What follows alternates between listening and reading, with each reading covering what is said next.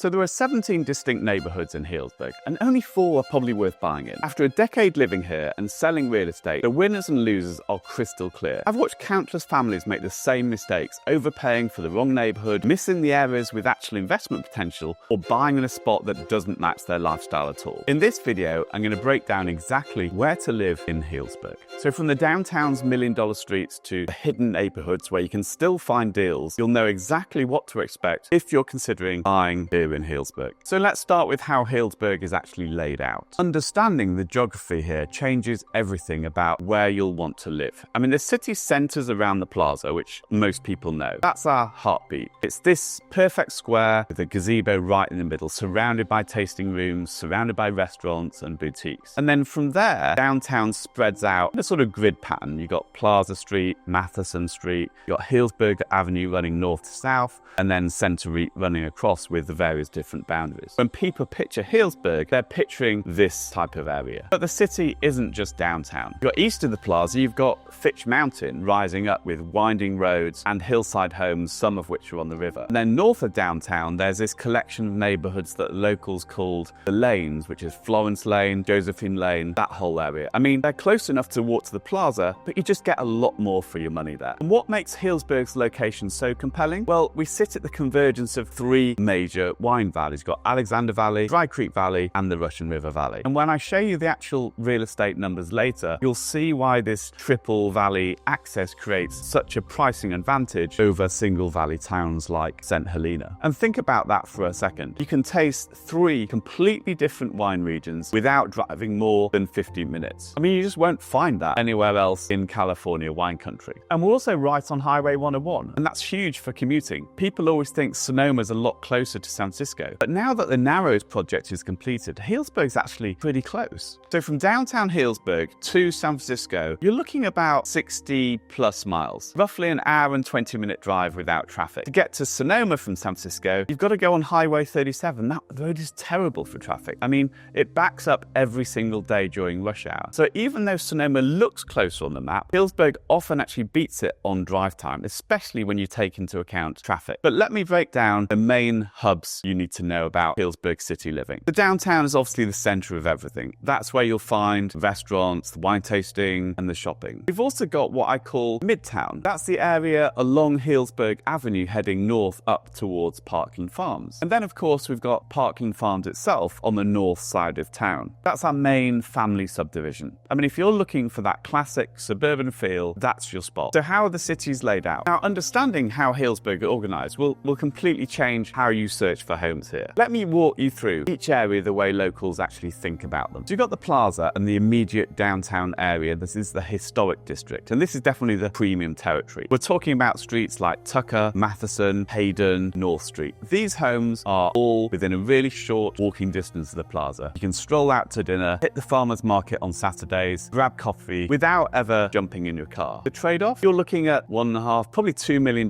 plus for anything half decent. And that's if you can even find something available. Just on the north side of downtown, you've got neighbourhoods around Grant, Piper, Sherman, heading up to Powell Avenue. These streets have got slightly smaller homes on slightly smaller lots, but you're still a walking distance to the plaza, maybe a 10-minute walk instead of 5 minutes. And prices here are a little bit cheaper because the smaller houses are smaller lots from, I don't know, 1.5 up to, say, as much as 3 million. And then east of downtown, we've got Fitch Mountain, which is a world in its own. The roads wind up the hillside, many of them are on the river. This is definitely an area where, you know, the wealthy San Franciscans used to have their cabins by the river back in the day. And technically, this isn't in Healdsburg City. It's an adjunct to Healdsburg City with its own municipal water system rather than being on city services. And then we've got places like Bridle Path, Scenic Avenue, Villa Chanticleer. What makes this area special is the elevation. You do get homes there with incredible valley views and definitely more privacy. And you can get some pretty big lots, but the roads are narrow and winding, and they're definitely not for everyone. It's definitely for people who love that sort of cabin vibe. And then we've got the 55 plus community, which is right near downtown. Something that most people miss. If you're looking to retire here, to be honest, it's hard to beat. It's probably one of the best value real estate in Healdsburg. You're walking distance to everything, but in a community designed specifically for activity active adults. Then there are the neighbourhoods adjacent to downtown, which we call the lanes, which include Florence Lane, Josephine Lane, and that whole area. These were built mostly in the 60s and 70s, classic 3-bedroom, 2-bath homes with 5,000 to 6,000 square foot lots. So what makes these attractive? Well, they're a lot cheaper than true downtown homes, but it's still very walkable. Maybe a 20-minute stroll to the plaza rather than 15 minutes. And then we've got north of Powell, we've got streets like Harold, Maxwell, Langhart. I mean, this is where you can start to see definitely some bigger lots and more space between the homes, but with much better pricing. Still technically walkable to downtown if you don't mind maybe a 25-30-minute walk to downtown. The homes here are classic sort of homes of the era. Single story, good sized yards. Prices typically run $900,000 to 1.4 million for something that's remodeled. We've got the Birds neighbourhood that deserves special mention. Streets like Raven Road, Hummingbird Court. These are just southeast of downtown. There's actually a small HOA here with a community pool. And some of these homes back right up to the Russian River. Imagine having river access from your backyard, but still being able to walk to downtown in, say, 30 minutes. And Midtown has got those classic tract homes with 3 bedrooms, 2 bathrooms, 5,000 to 6,000 square foot lots. This is where you can actually find traditional suburban feel in California. It's not fancy. And then Parkland Farms is a family subdivision in Healdsburg. Streets curve instead of following a grid, and then sidewalks, street lights, and that more suburban feel. Most homes were built in the 90s and 2000s, and they're 3 to 4 bedroom homes. 2-car garages, yards are big enough for the kids to actually play. And the prices range here from about $900,000 to 1.4 million. And then on the edge of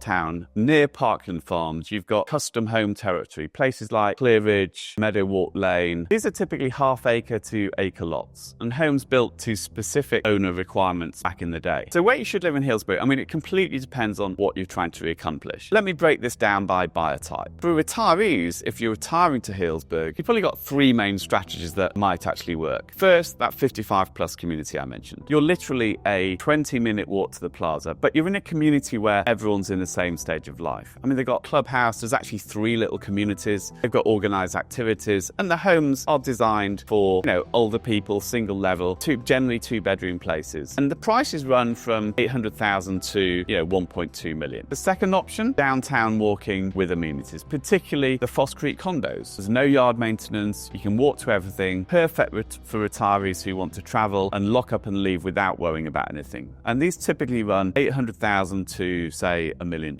And then the third strategy, and this is what I'm seeing more lately, buy a smaller home in the sort of north downtown area. I mean, not a condo, but maybe a little 2-bedroom cottage on somewhere like North Street or Prince Street. You get a little garden space, you're walking to all amenities, but you've still got your own place. And these run from, say, 1.3 million to 1.8 million. For second homes, now, second home buyers have different priorities. I mean, you're not here full time, so certain trade-offs make more sense, again, depending on your specific situation. Downtown is obviously the premium play. When you're only here a few weekends a month, being able to walk everywhere, that could really matter to you. You don't want to waste your limited time driving around or traveling 20 minutes into town. These properties also hold their value incredibly well, and there's something special about having your own place right in the heart of downtown Healdsburg. But here's a smarter play if you are price sensitive that saves you serious money. Those lanes I mentioned earlier. First, the Florence Lane and Josephine Lane area. You're still walking to downtown maybe 25, 30 minutes instead of 5, but the difference is huge. A 3-bedroom home on Florence might cost 1.1 million versus 1.8 million for something actually in downtown. I mean, when you're here occasionally, that 10-minute walk, I mean, it's worth a lot of money. I know, $700,000. Then north of Powell on streets like Harold and Maxwell, there's another sweet spot for second homes. You get more house for your money, nice yards, quiet streets, perfect for when you want to relax and unwind, but without the price point. And then there's also the Birds area around Raven Road, Hummingbird Court. That's perfect for second homes. Pool access through the HOA, so you don't have to deal with a pool yourself, and a small community feel. Some of these homes back to the river, so it's like having your own private retreat, but still being close to downtown. For those wanting more space on the edge of town, then consider Ventana Hills, which is just off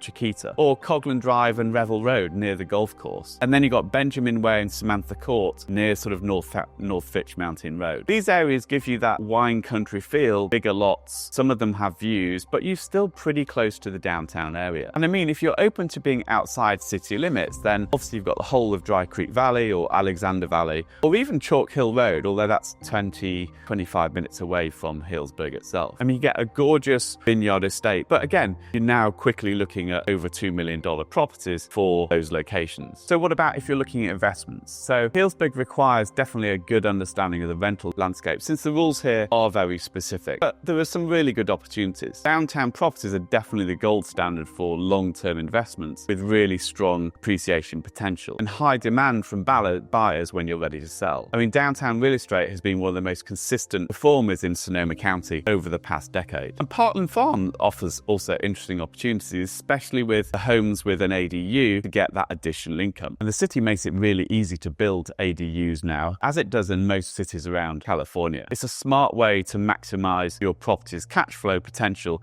by renting out the ADU and the house separately. I should say you aren't allowed any vacation rentals in the city limits. So if you are looking for a vacation rental, you have to look in the pockets just outside the city limits. There aren't many of them, but there are some definitely really good places where you can find a property that will be eligible to be operated as a vacation rental. And the birds area around Raven and Hummingbird Court, with that pool and HOA that I talked about, again, that's a particularly good option for rental demand. And here's a real example. A place in Fitch Mountain Villas recently rented for $7,500 per month for a $900,000 purchase price. I mean, think about those numbers for a second. That's the kind of return that makes Healdsburg investment properties so compelling. So for families, if you're moving here with kids, the calculus completely changes. So let me tell you where families are thriving. Heartland Farms is the obvious choice. I mean, it's literally designed for families with sidewalks, you've got cul-de-sacs, access to green space, and it's got a real neighborhood feel. And then Healdsburg Elementary is right there. You've got that suburban safety with wine country charm. But downtown is also seeing a huge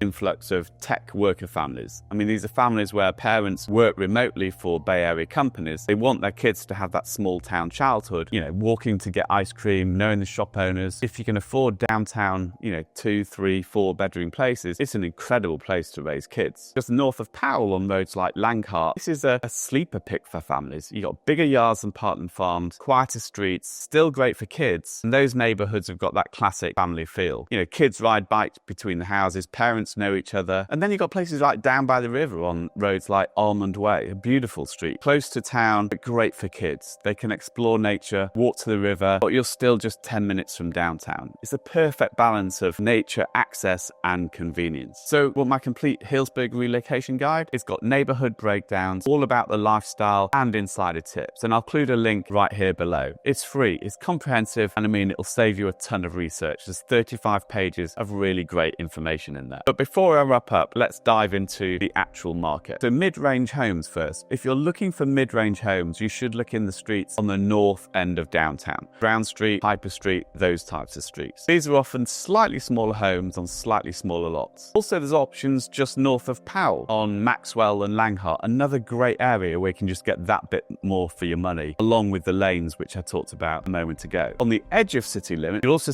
find some great opportunities for homes just off Chiquita, whether it's 246 Zinfandel, which is on the market, and then a place in Burgundy, which is totally dialed in. And we also sold a place on 604 Coglan beginning of this year. Again, another great location to look at where you can literally walk to the golf course. If you're aiming for higher end homes, then downtown Tucker, Matheson streets are definitely your trophy properties. The most expensive home there ever just sold on 337 Matheson. I mean, they're not cheap homes, but they're proper legacy properties. That particular one was over $8 million. If you want luxury estates, then you'll find them outside of city limits in Dry Creek Valley. Properties like 8383 West Dry Creek, which offers vineyard views, acreage, privacy, and of course, architectural significance. These are dream properties for those who can afford them, and definitely very much a wine country estate feel. So there you have it. Every neighborhood, every strategy, everything you need to know about where to live in Healdsburg. After helping dozens of families make this exact decision, these are the areas and approaches that actually work. If you're ready to explore Healdsburg real estate, or if you want a deeper dive into which neighborhood fits your specific situation, then send me an email at david@BruingtonHargreaves.com, and we can talk about what your timeline is, what your budget is, and what you're really looking for in wine country. And if you want to know more about Healdsburg, check this video where I'm ranking Healdsburg's best and worst neighborhoods in 2025, including 3 areas where values are about to skyrocket. I'll see you in the next video.